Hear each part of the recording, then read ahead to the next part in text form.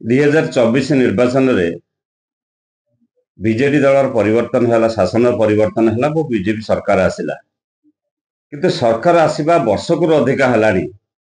आज भी ओडिशावासी से बिजु जनता दल सरकार को, नवीन पट्टनायक को, से नेतृत्व को आज भी झुलुं।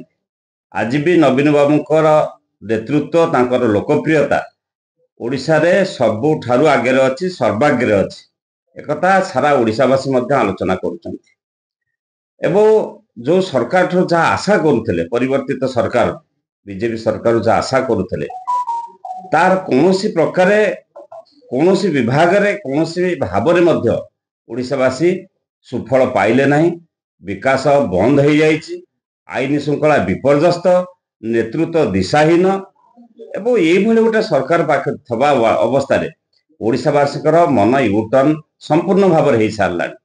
ये कथा को अनुधान कर दल माने जो से स्थिति बचाई, पूर्व स्थिति की बंचे रखापी घन घन भाव में केंद्र नेतृत्व आसुंच, मीटिंग करेंगे, आलोचना करेंगे, लोक मान पाखक जीवे एवं केमी स्थिति रक्षा करने।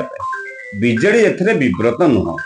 बीजेडी नवीन बाबू लोकप्रियता एवं पूर्व सरकार जो कार्यक्रम थिला, जेतिकी विकास होता, आमे चाहूँ राज्यर विकास, माटीर विकास, ये काम केमती आग को जीव, ये काम केमती तार स्वच्छता बजाई रखिब, से नवीन बाबू आज भी लड़ाई करुँच।